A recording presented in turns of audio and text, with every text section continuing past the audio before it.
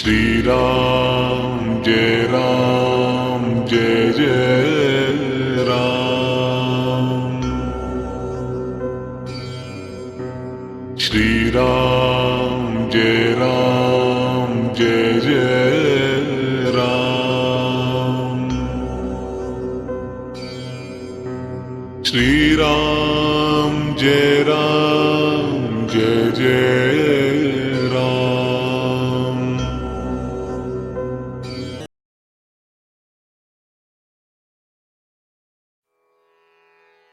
त्रिचत्वारिंशः सर्गः। भगीरथ की तपस्या से संतुष्ट हुए भगवान शंकर का गंगा को अपने सिर पर धारण करके बिंदु सरोवर में छोड़ना और उनका 7 धाराओं में विभक्त हो भगीरथ के साथ जाकर उनके पितरों का उद्धार करना। श्री राम देवाधिदेव ब्रह्मा जी के चले जाने पर राजा भगीरथ पृथ्वी पर केवल अंगूठे के अग्रभाग को टिकाए हुए खड़े हो 1 वर्ष तक भगवान शंकर की उपासना में लगे रहे। वर्ष पूरा होने पर सर्वलोक वंदित उमा वल्लभ भगवान पशुपति ने प्रकट होकर राजा से इस प्रकार कहा, नरश्रेष्ठ, मैं तुम पर प्रसन्न हूं, तुम्हारा प्रिय कार्य अवश्य करूंगा। मैं गिरिराज कुमारी गंगा देवी को अपने मस्तक पर धारण करूंगा। श्री राम शंकर जी की स्वीकृति मिल जाने पर हिमालय की ज्येष्ठ पुत्री गंगा जी, जिनके चरणों में सारा संसार मस्तक झुकाता है, बहुत बड़ा रूप धारण करके अपने वेग को दुस्सह बनाकर आकाश से भगवान शंकर के शोभायमान मस्तक पर गिरी। उस समय परम दुर्धर गंगा देवी ने यह सोचा था कि मैं अपने प्रखर प्रवाह के साथ शंकर जी को लिए दिए पाताल में घुस जाऊंगी। उनके इस अहंकार को जानकर त्रिनेत्रधारी भगवान हर कुपित हो उठे और उन्होंने उस समय गंगा को अदृश्य कर देने का विचार किया।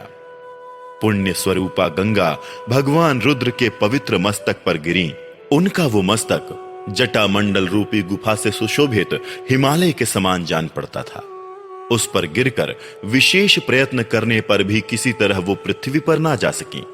भगवान शिव के जटा जाल में उलझकर किनारे आकर भी गंगा देवी वहां से निकलने का मार्ग न पा सकी और बहुत वर्षों तक उस जटा जूट में ही भटकती रही। रघुनंदन भगीरथ ने देखा गंगा जी भगवान शंकर के जटा मंडल में अदृश्य हो गई हैं। तब वो पुनः वहां भारी तपस्या में लग गए।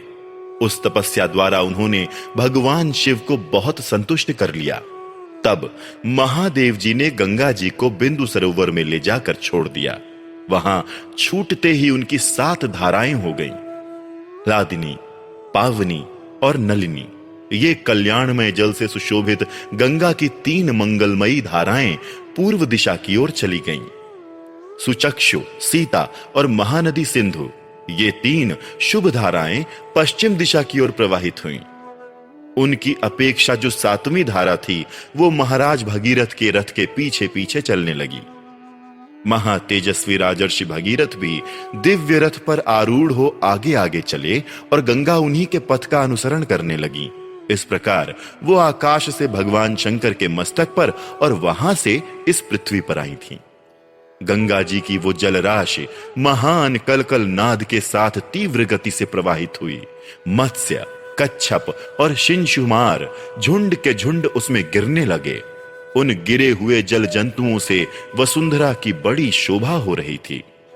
तदनंतर देवता, ऋषि, गंधर्व, यक्ष और सिद्धगण नगर के समान आकार वाले विमानों, घोड़ों तथा गजराजों पर बैठकर आकाश से पृथ्वी पर गई हुई गंगा जी की शोभा निहारने लगे। देवता लोग आश्चर्यचकित होकर वहां खड़े थे।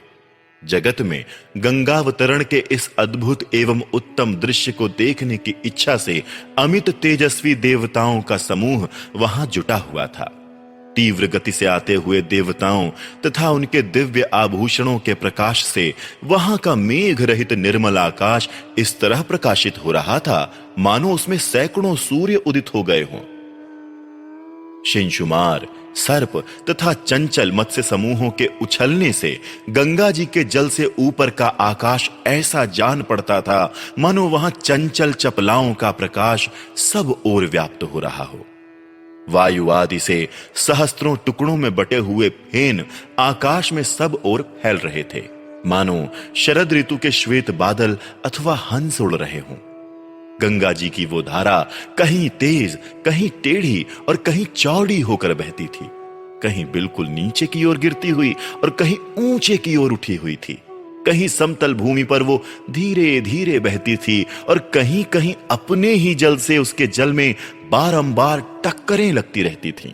गंगा का वो जल बार बार ऊंचे मार्ग पर उठता और पुनः नीची भूमि पर गिरता था। आकाश से भगवान शंकर के मस्तक पर तथा वहां से फिर पृथ्वी पर गिरा हुआ वो निर्मल एवं पवित्र गंगा जल उस समय बड़ी शोभा पा रहा था। उस समय भूतल निवासिनी ऋषि और गंधर्व ये सोचकर कि भगवान शंकर के मस्तक से गिरा हुआ ये जल बहुत पवित्र है, उसमें आचमन करने लगे। जो शाप भ्रष्ट होकर आकाश से पृथ्वी पर आ गए थे, वो गंगा के जल में स्नान करके निष्पाप हो गए तथा उस जल से पाप धुल जाने के कारण पुनः शुभ पुण्य से संयुक्त हो आकाश में पहुंचकर अपने लोकों को पा गए। उस प्रकाशमान जल के संपर्क से आनंदित हुए संपूर्ण जगत को सदा के लिए बड़ी प्रसन्नता हुई।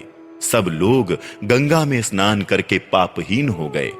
राजर्षि महाराज भगीरथ दिव्य रथ पर आरूढ़ हो आगे आगे चल रहे थे और गंगा जी उनके पीछे पीछे जा रही थीं। श्री राम, उस समय समस्त देवता, ऋषि, दैत्य, दानव, राक्षस, गंधर्व, यक्ष, प्रवर, किन्नर, बड़े बड़े नाग, सर्प तथा अप्सरा, ये सब लोग बड़ी प्रसन्नता के साथ राजा भगीरथ के रथ के पीछे गंगा जी के साथ साथ चल रहे थे। सब प्रकार के जल जंतु भी गंगा जी की उस जल राशि के साथ सानंद जा रहे थे। जिस ओर राजा भगीरथ जाते, उसी ओर समस्त पापों का नाश करने वाली सरिताओं में श्रेष्ठ यशस्विनी गंगा भी जाती थी। उस समय मार्ग में अद्भुत पराक्रमी महामना राजा जहनु यज्ञ कर रहे थे। गंगा जी अपने जल प्रवाह से उनके यज्ञ मंडप को बहा ले गईं। रघुनंदन, राजा जहनु इसे गंगा जी का गर्व समझकर कुपित हो उठे। फिर तो उन्होंने गंगा जी के उस समस्त जल को पी लिया। ये संसार के लिए बड़ी अद्भुत बात हुई। तब देवता, गंधर्व तथा ऋषि अत्यंत विस्मित होकर पुरुष प्रवर महात्मा जहनु की स्तुति करने लगे। उन्होंने गंगा जी को उन महात्मा नरेश की कन्या बना दिया, अर्थात उन्हें यह विश्वास दिलाया कि गंगा जी को प्रकट करके आप इनके पिता कहलाएंगे। इससे सामर्थ्यशाली महातेजस्वी जहनु बहुत प्रसन्न हुए और उन्होंने अपने कानों के छिद्रों द्वारा गंगा जी को पुनः प्रकट कर दिया। इसलिए गंगा जहनु की पुत्री एवं जाह्नवी भी कहलाती हैं। वहां से गंगा फिर भगीरथ के रथ का अनुसरण करती हुई चली। उस समय सरिताओं में श्रेष्ठ जाह्नवी समुद्र तक जा पहुंची और राजा भगीरथ के पितरों के उद्धार रूपी कार्य की सिद्धि के लिए रसातल में गईं। राजर्षि भगीरथ भी यत्न पूर्वक गंगा जी को साथ ले वहां गए। उन्होंने शाप से भस्म हुए अपने पितामहों को अचेत सा होकर देखा। रघुकुल के श्रेष्ठ वीर, तदनंतर गंगा के उस उत्तम जल ने सगर पुत्रों की उस भस्म राशि को आप्लावित कर दिया और वो सभी राजकुमार निष्पाप होकर स्वर्ग में पहुंच गए। इस प्रकार श्री वाल्मीकि निर्मित आर्ष रामायण आदि काव्य के बाल कांड में 33वां सर्ग पूरा हुआ।